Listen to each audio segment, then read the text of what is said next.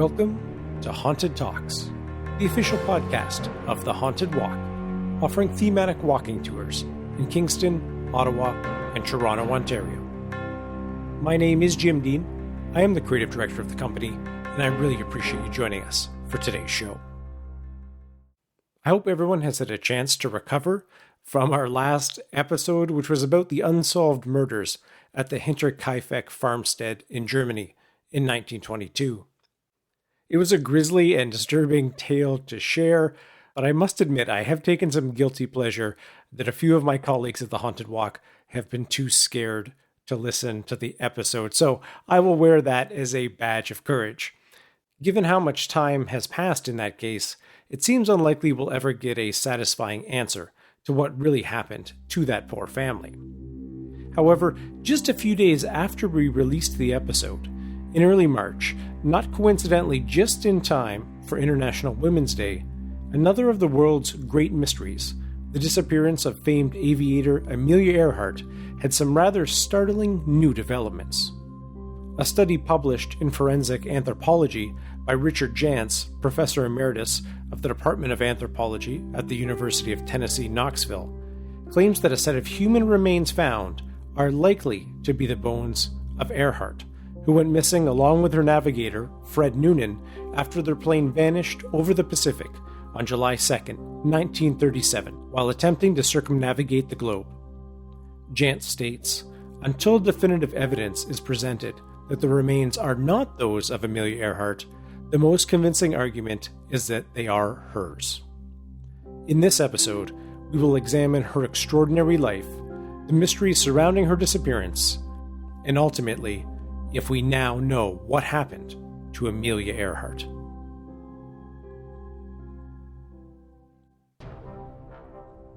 Before we get to that, I did want to mention that we have moved from our winter to spring schedule.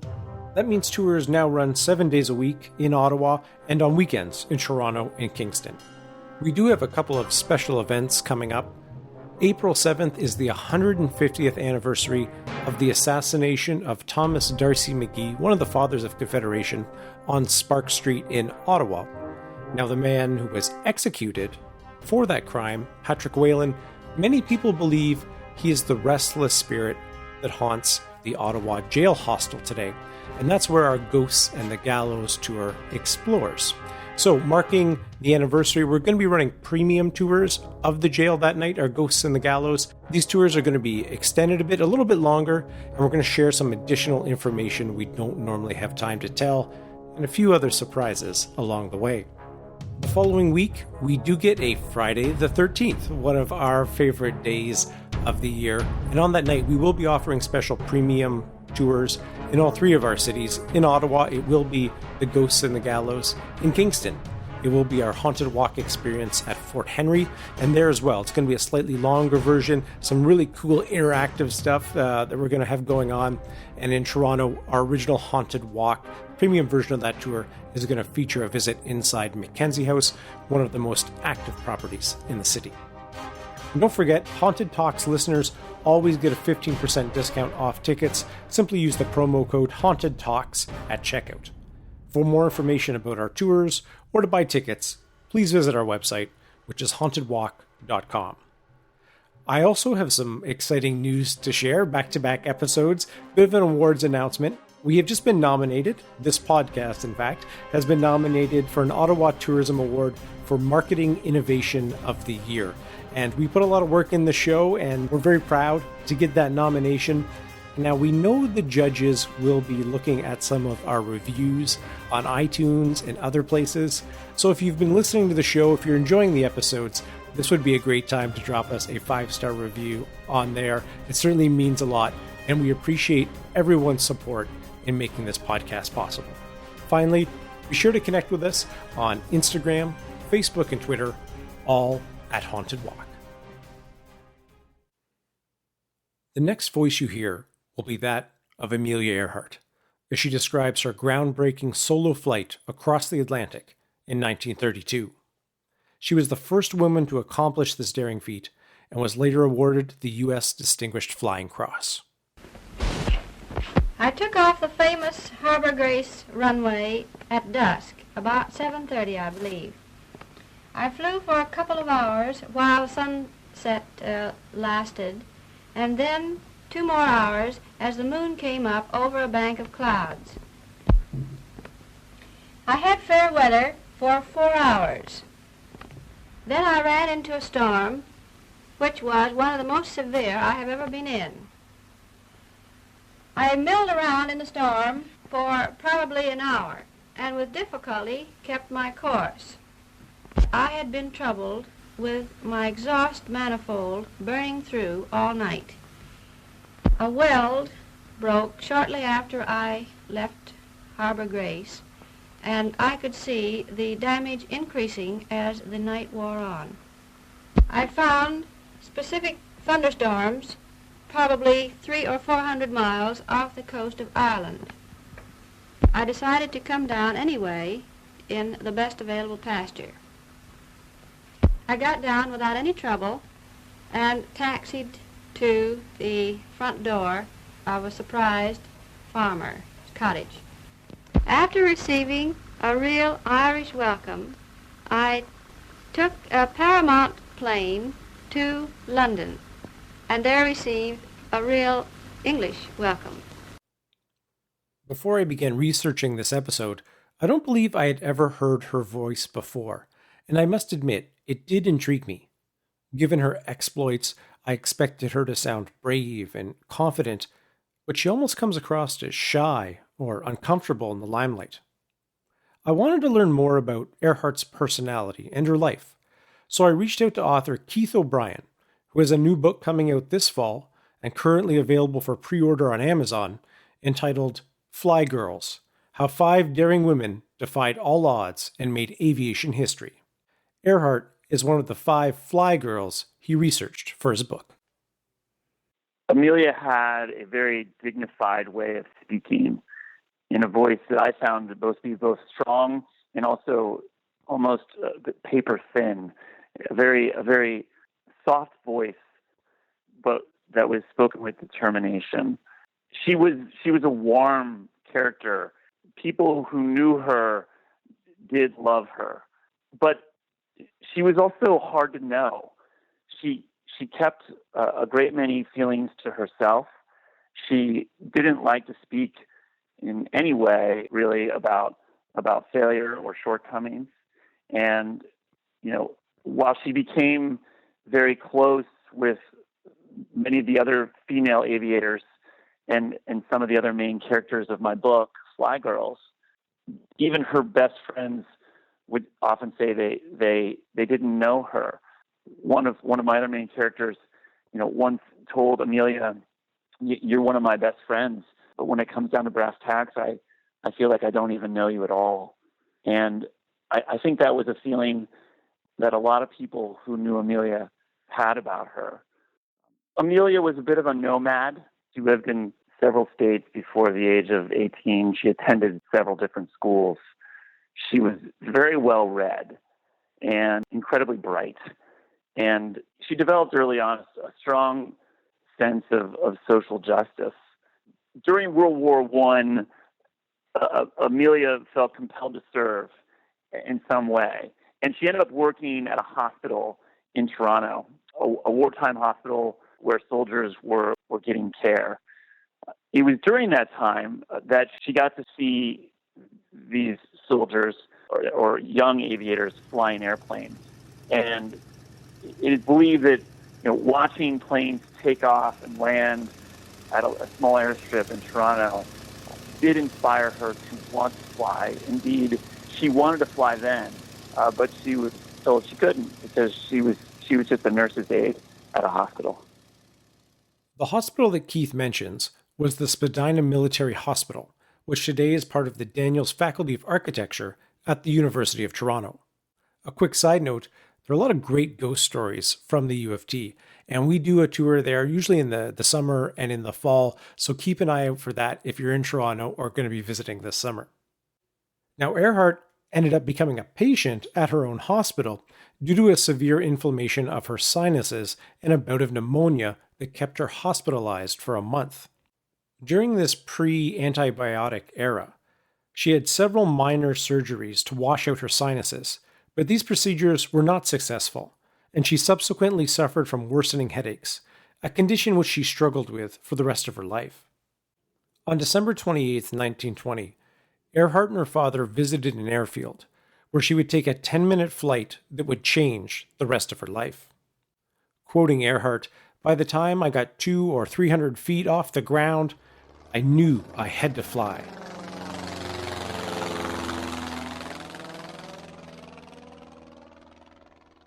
She began working numerous jobs, including being a photographer, truck driver, a stenographer at a local telephone company, to try to save the $1,000 needed for flying lessons.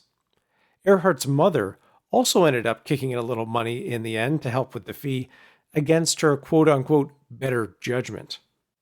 But aside from the money, there were some other obvious obstacles. In 1928, there were 30 million women of voting age in America. There were less than a dozen women with a pilot's license. Women who flew in the late 1920s and early 1930s were true radicals. And they were flying for a few reasons. One, because they loved it. Two, because they were going to do what they wanted to do no matter what anybody else said. And three, they were flying really to break that original glass ceiling, which was the sky. Because there were so few women flying, a woman who did bold things with an airplane made instant headlines, made instant news, and became famous. But they also suffered from the fact of being a woman, because men would often hold it against them and would tell them they couldn't fly, or would disparage the flights they made. It was extremely dangerous to fly an airplane in the 1920s and 30s, exponentially more dangerous than it is today. Any number of things could happen in the course of a flight. Planes burst into flames. Wings fell off, literally fell off the plane, and all too often engines just stopped for reasons that investigators would never determine. When this happened to a man, and the plane went down, and the male pilot died, they were often feted as great heroes, bold warriors of the sky. But when it happened to a woman, the woman was often blamed for falling short, for failing. As Amelia Earhart once said, when a man goes down, it's cause for memorial, cause for grand obituaries. When a girl flyer goes down, and that's what they were called often, girl flyers. When a girl flyer goes down, it's the girl's fault. In 1928, a year after Charles Lindbergh's solo flight, Earhart received considerable attention and fame for being the first woman to fly across the Atlantic. However, there are some important details about that flight that are often overlooked. We have simplified the story of Amelia Earhart to the point that a great many people, truthfully, don't know her at all. The biggest simplification is Amelia was the first woman to fly across the Atlantic. This is true, but in that broad, sweeping statement, the details are lost. And the details were that Amelia didn't fly across the ocean the first time she did it. She was chosen by Putnam, she was chosen by rich men to sit in the back of an airplane flown by two men, and to sit there and take notes, keep a journal of the flight. If the plane happened to make it to Europe, which was at best a 50-50 proposition in 1928, she would then be able to write a book about her experiences as the first woman to fly across the ocean. But just to be clear, she didn't do anything of note on that flight. And she did receive some criticism for that. One other pilot, after she made it, wrote that Amelia was selfish in going on that flight, and she would have been better replaced by a few hundred gallons of gas aboard that plane. Because at that time, every ounce mattered, every pound mattered. Your cargo load was one of the great rate limiting factors that would keep a plane from reaching Europe. So she actually was criticized for just sitting there As one pilot later said, she should have been replaced with 200 gallons of gas.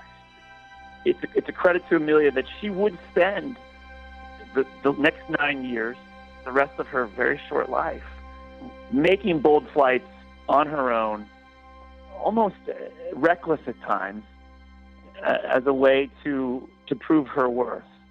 But I guess the other key thing that's forgotten here is that while Amelia would make a great many of these flights alone in the years to come, she had incredible help behind the scenes and often right on board the plane. Obviously, she had George Putnam and the publicity machine that came with him. She had George Putnam and his financial resources and his connections. And when she would ultimately fly across the Atlantic alone in 1932, she wouldn't do it solo all by herself from, say, New York City to Ireland, where she landed. A man actually flew her plane the first 2 legs up the coast. He flew the plane first to New Brunswick, Canada, and then to Newfoundland. And it was only in Newfoundland, now at the closest possible land destination to Europe, that she took off alone. Keith mentioned George Putnam, who was a publisher and publicist and later became Earhart's husband. The story goes that Putnam proposed 6 times before Earhart finally agreed.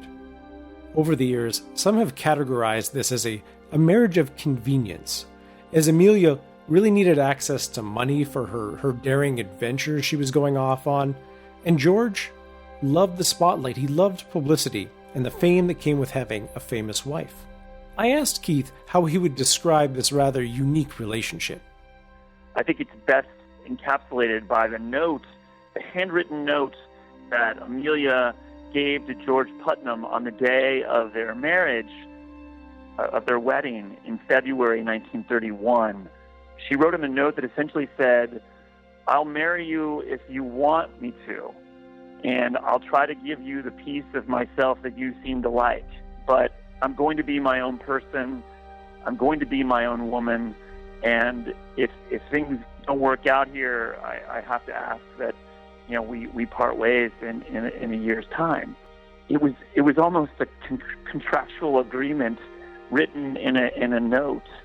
And if you're married, if anyone out there is married, imagine that, on the day of your wedding, writing a note to your spouse that is businesslike in this manner.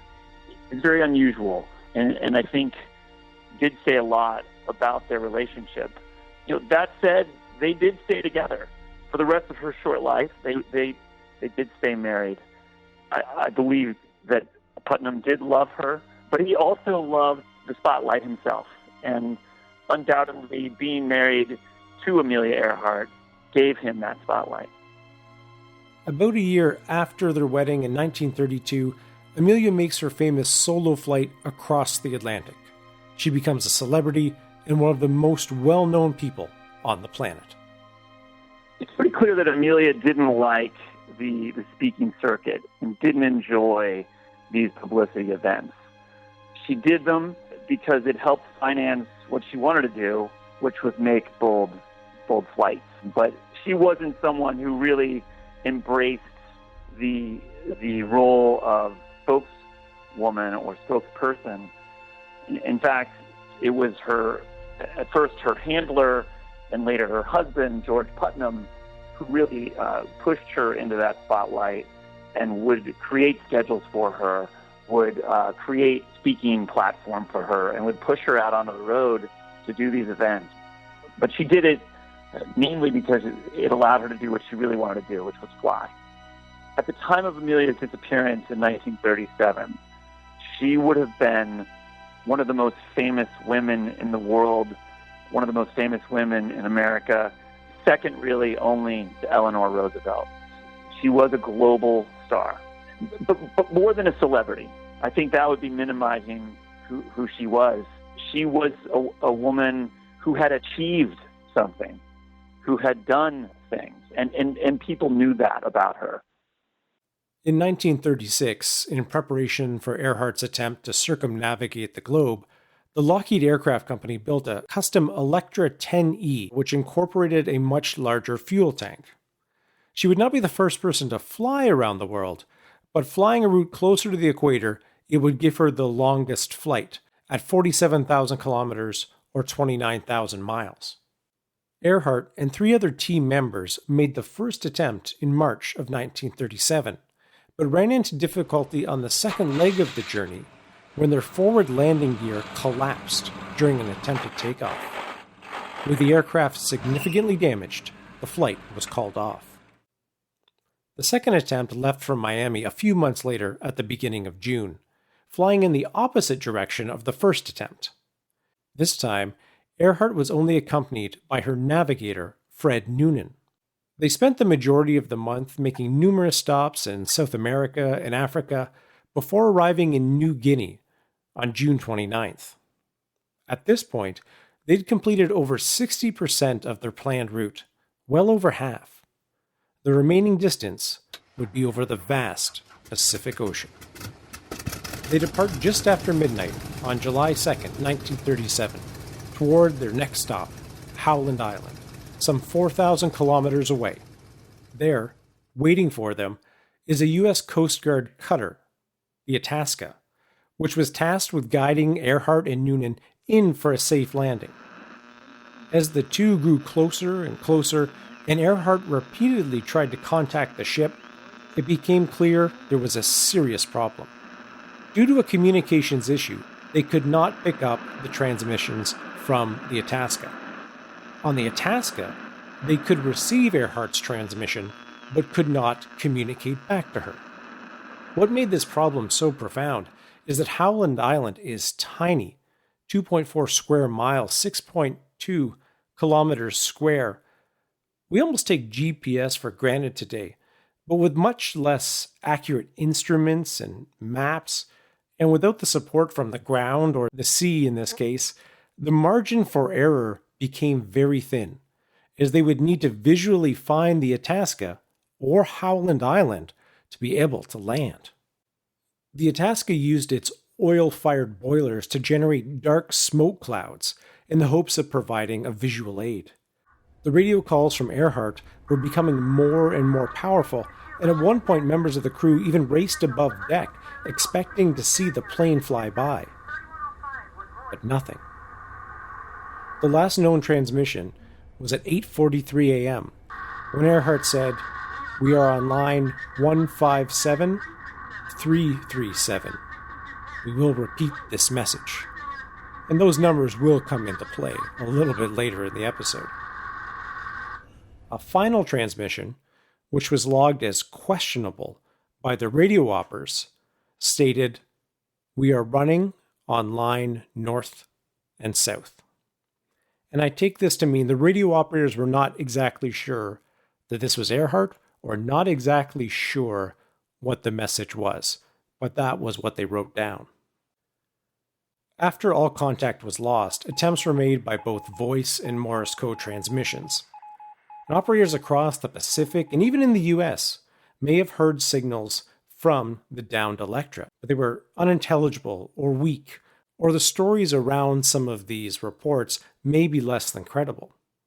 Sporadic signals were reported for 4 or 5 days after the disappearance, but none yielded any results. So many operators were trying to find them that it really added to the amount of radio chatter and confusion, which didn't help matters. On site, the costliest search in U.S. history begins to take shape, involving the aircraft carrier USS Lexington, the battleship USS Colorado, the Itasca, and a Japanese survey vessel and seaplane. The search covered about 150,000 square miles or 390,000 square kilometers. But nothing, no sign of the plane is found. But a question emerges, which will intrigue and bedevil people for decades to come. What happened to Amelia Earhart? The answers quite honestly range from the plausible to the very far-fetched, but let's start with the most straightforward theory, and that is the plane crashed into the deep Pacific and sunk. Anyone looking at this with objectivity would have to say that the most likely thing that happened is that she hit the water. There wasn't much land where she was, and she couldn't find the land she was looking for, Allen Island. The radio operators aboard the USS Itasca, the Coast Guard cutter that was stationed there to communicate with Amelia, reported that the voice they heard in the final minutes was not the voice of a woman who was about to land on a coral reef.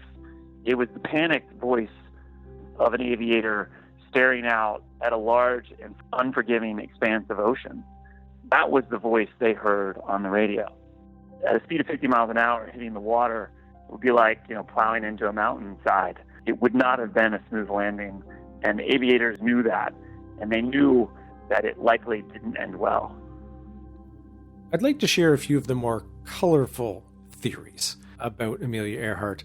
The first is that Earhart was somehow involved in spying on the Japanese for the Roosevelt administration, and this ties into a film that was released in 1943 about a fictional female aviator, obviously inspired at least in part by Amelia Earhart, who was a spy. But there has been little to no evidence or credible evidence to indicate that she was in any way involved with spying.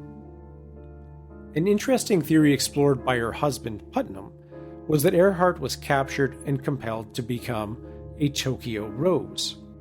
Tokyo Rose was a name that was given by Allied troops in the Pacific during the Second World War to a radio broadcast they would receive and would also be transmitted to North America from Japan, which would feature female English speakers, talking about how badly the troops are doing, how things are terrible back at home, anything to try to demoralize the Allies. So Tokyo Rose was the name given to these performers. Now, Putnam actually listened to quite a few of these broadcasts to see if he could pick out Earhart's voice among them, but he did not recognize Earhart's voice among them. Another theory is that Earhart and Noonan may have turned back mid-flight, that she could have tried to land back in New Guinea. Now, this theory arose because on April 17, 1947, Corporal David Angwin, a veteran of Australia's army in World War II, reported that he and members of his patrol found a wrecked twin-engine, unpainted, all-metal aircraft in the jungle reasonably close to where she may have tried to land. They recorded its position on a map, along with some serial numbers they found in the wreckage. Now, these serial numbers were consistent with a Lockheed Electra 10E. However, there wasn't quite enough information to be certain that it was exactly the plane which it came from. More of those numbers were needed. The area has been extensively searched, but no wreckage has been found. There's also quite a bit of skepticism if the airplane had enough fuel to fly all the way back to New Guinea. Perhaps my favorite of the theories has to do with a program that aired on the National Geographic Channel in 2006 that suggested that Earhart had somehow survived the world flight and moved to New Jersey, where she changed her name, remarried, and became Irene Craigmile Bolam. This claim had been previously raised in a book in the 1970s, and the real Irene Bolam ended up suing the publisher of the book for $1.5 million in damages, and surprise, surprise, the book was pulled off the shelves shortly thereafter. Since then, significant time and effort has been put in this theory if Earhart assumed this other identity, but research has really decisively indicated that Irene Bolam was not Amelia Earhart. Enthusiasts tend to fall into one of two camps. The first, and perhaps less likely of the two, is that somehow Earhart and Noonan were captured by Japanese forces. In 1966, a CBS correspondent published a book claiming that the two were captured and then executed when their aircraft crashed on the island of Saipan. In 1990, Unsolved Mysteries broadcast an interview with a woman from Saipan who claimed to have personally witnessed the execution. The major problem with that theory is that Saipan was more than 2,700 miles away from Howland Island, a really incredible distance. That doesn't make it impossible that if they were somehow captured somewhere else closer to Howland Island, that they could have been transported there, but pretty much impossible for the Electra to fly anywhere close to Saipan. Slightly different versions of the theory suggest it may be possible that they could have been captured if they made it as far as the Marshall Islands. And the Marshall Islands, you could think about it as more or less due north from Howland Island. They're closer, but still about 800 miles away. In 2017, this theory got a bit of a temporary boost as a History Channel documentary proposed that a historical photo actually showed Earhart and Noonan in the Marshall Islands. The picture showed a white male on the dock who appeared to look like Noonan, and a woman sitting on the dock but facing away from the camera. And she did have a similar haircut and physique to Earhart, and you can find this photo certainly online very easily if you want to take a look. However, not long after the episode aired, a Japanese blogger found the original source of the photo was from a Japanese travel guide published in October of 1935, 2 years before Earhart and Noonan would have made their flight. The ultimate challenge with these theories is that it really would have required Earhart and Noonan to drastically change their course and fly hundreds of miles northwest, a very improbable route given their direction of travel. The final theory, which ties into the recent news, has to do with a very small island known as Niku Maroro. The theory goes that having not found Howland Island where they intended to land, they wouldn't waste time searching for it, but would turn south to look for more islands. As you'll recall, Earhart's final radio transmission gave the numbers 157-337, which suggests they flew a course of 157 degrees, that if they were traveling north to south, as that final unconfirmed message might indicate. If you draw a line south from there, from Howland Island, if you miss Baker Island, which would have been the closest one, the next island you would come to is Niku Maroro, which was about 400 miles away from Howland Island, or about half the difference between Howland and the Marshall Islands. Now, this theory is reinforced by the observation of some of the Navy planes that were flying around as part of the search, because they did see signs of recent habitation on the island. However, they assumed that people were living there, and they weren't terribly surprised to see this, and as they flew over, they didn't note anyone coming out to wave or signs for help, so they assumed all was well. Niku Maroro is a really fascinating island, and if you jump on YouTube, there's a bunch of visual tours of it, and to describe it, I could only think to call it an elongated horseshoe, with the middle being a lagoon, a saltwater lagoon, so kind of a very little bit of land all the way around, and then a very narrow channel leading in to the lagoon, so no fresh water at all on there. The lagoon was quite shallow, which would have made the water inside of it appear a much brighter blue than the rest of the ocean surrounding it, so it would have been a much easier target to spot from the air than Howland Island. Surrounding Niku Maroro is a fairly extensive coral reef, and at low tide, it does become exposed enough and it is flat enough that many experts believe a plane could land upon it, which is what Earhart and Noonan might have done. In October of 1937, so a few months after Earhart had disappeared, some potential settlers walked around the island and did not find any evidence of a plane or bodies of anything of that degree. And then in 1938, they started constructing this settlement where this group of people did actually live for 20 to 30 years.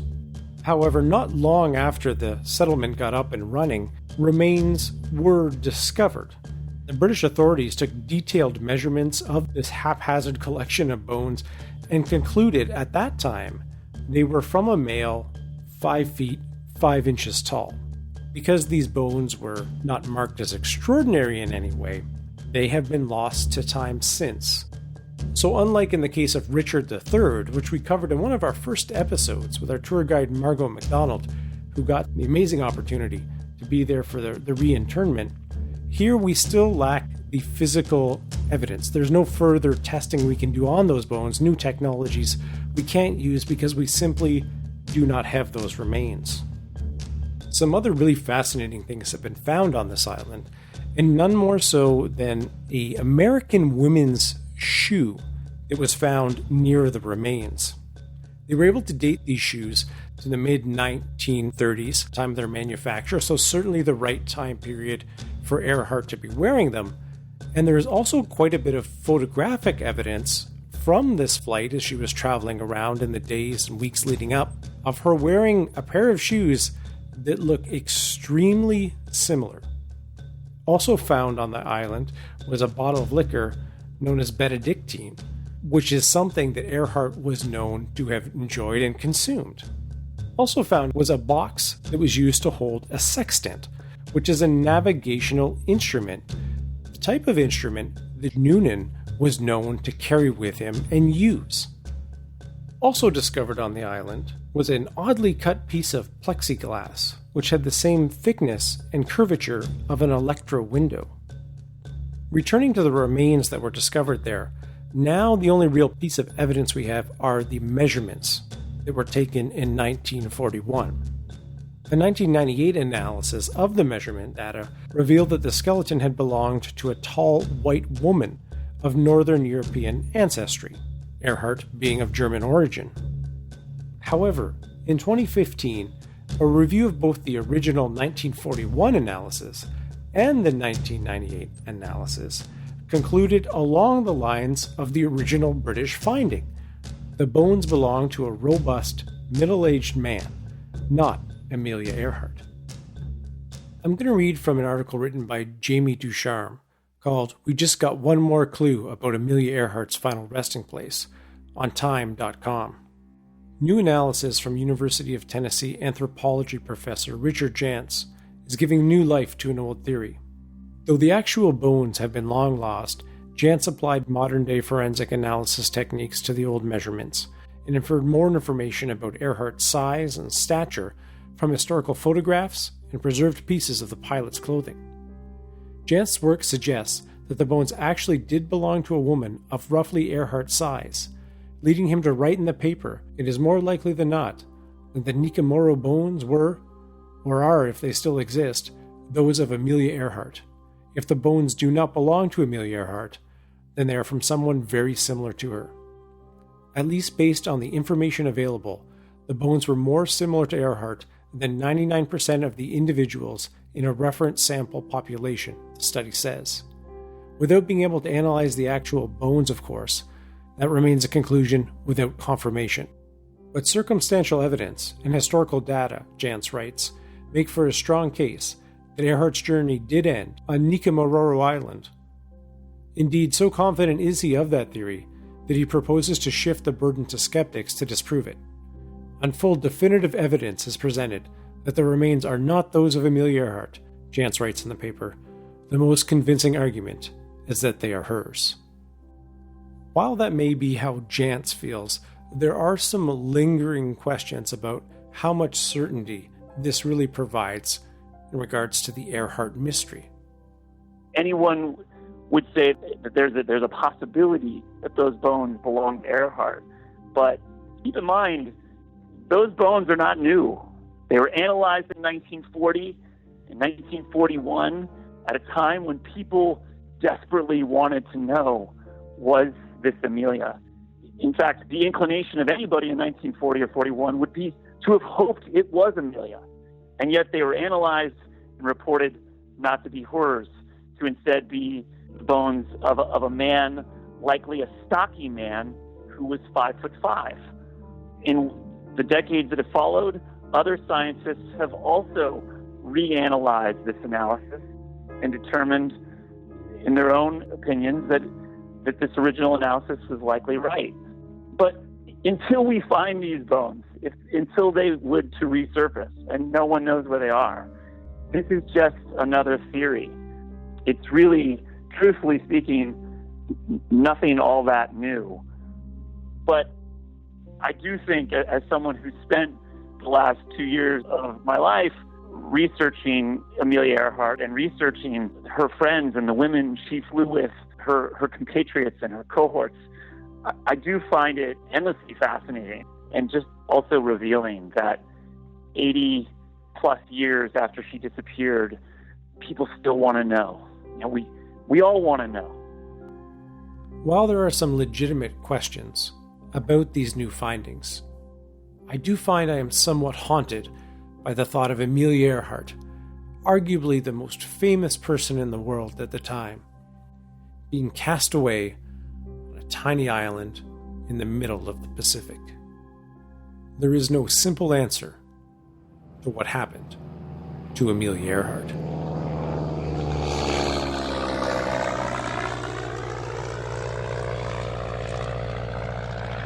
Aviation, this young modern giant, exemplifies the possible relationship of women and the creations of science. Although women as yet have not taken full advantage of its use and benefits, air travel is as available to them as to men.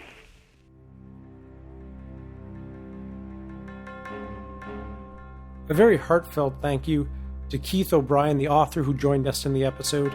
And just a reminder, his new book coming out this fall is Fly Girls: How 5 Daring Women Defied All Odds and Made Aviation History.